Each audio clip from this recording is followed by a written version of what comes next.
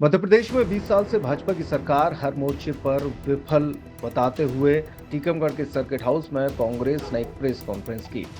उन्होंने बताया कि 16 दिसंबर को भोपाल विधानसभा का घेराव किया जाएगा। सर्किट हाउस में गुरुवार की शाम कांग्रेस पार्टी की ओर से प्रेस कॉन्फ्रेंस आयोजित की गई। इस दौरान कांग्रेस विधायक यादविंद्र सिंह बुंदेला और खजुराहो के पूर्व विधायक विक्रम सिंह ने प्रदेश की भाजपा सरकार को हर मोर्चे पर विफल बताया।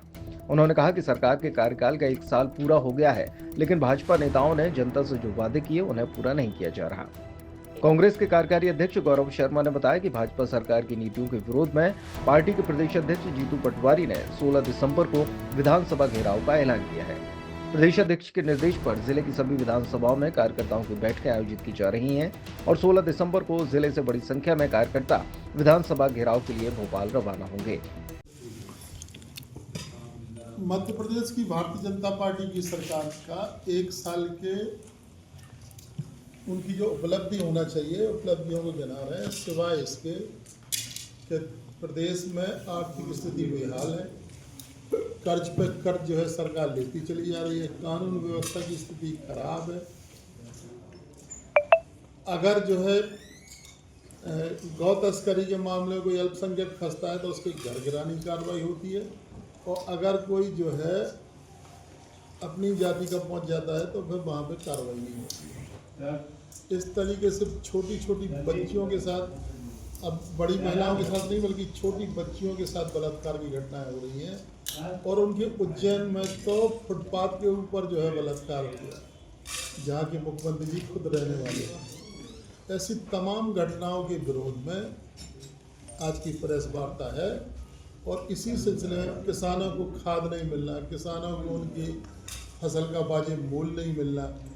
कल आपने देखा होगा सभी लोगों ने कि जीतू पटवारी जी कल एक जो खरीदी केंद्र शिवराज सिंह के क्षेत्र में लाड़कुई पहुँचे, और लाड़कुई में उन्होंने कहा कि देखो अभी 11 बज रहे हैं, 11 बजे यहाँ पे ताले लगे हैं, कहीं कोई खरीदी केंद्र नहीं चालू हुआ है। पिछले बार अपने आप ही टीकमगढ़ में उन्होंने कहा गेहूँ खरीदी होगी, लेकिन आप सबसे हम प्रति उत्तर कर रहे हैं कि बता दो कौन सी सोसाइटी पे खरीदी चली।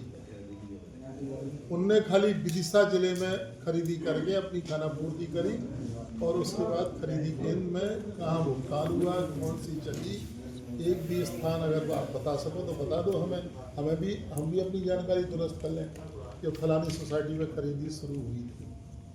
इस साल धान की खरीदी कहाँ हो रही है, मूंगफली की खरीदी कहाँ हो रही है, सोयाबीन की खरीदी कहाँ हो रही है, मुझे पता नहीं है। और जो रेट देने की बात इनने अपने चुनावी घोषणा पत्र में करी थी, वो भी जो है आज तक लागू नहीं किया गया है।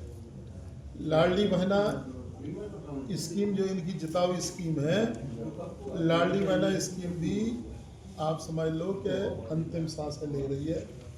कर्जा ले लेके जो है ये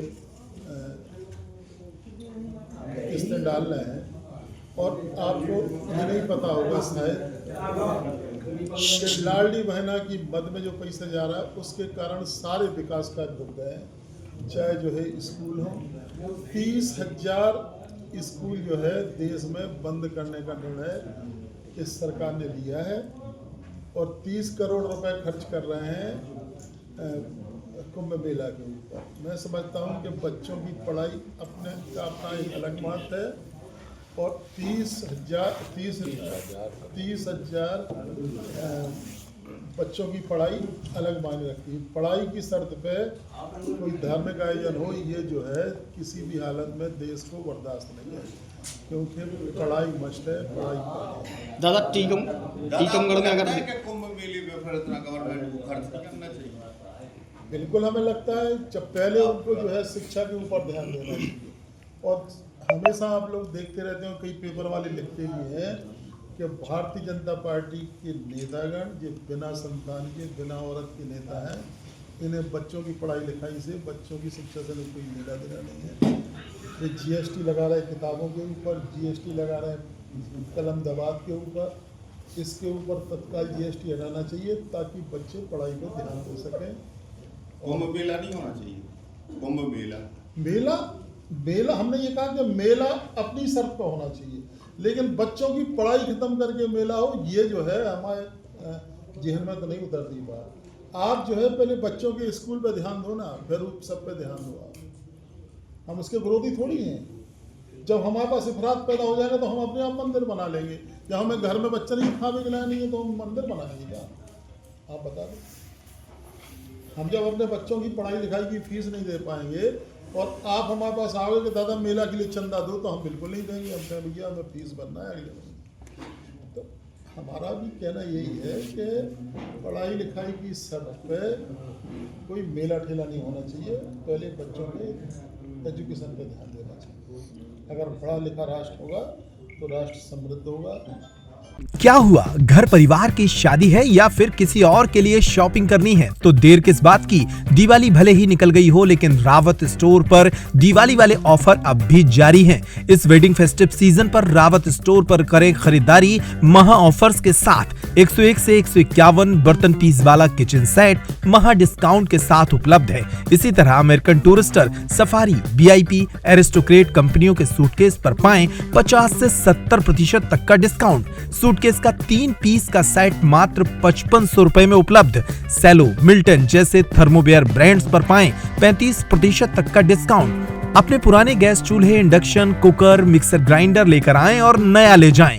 इतना ही नहीं, रावत स्टोर्स आपको देता है फोन पर वीडियो कॉल के जरिए शॉपिंग की सुविधा, वो भी फ्री होम डिलीवरी के साथ। तो पता नोट करें, रावत स्टोर्स, चौक बाजार से कोतवाली के बीच, पुराना उपभोक्ता भंडार, यूनियन बैंक के ऊपर, छतरपुर।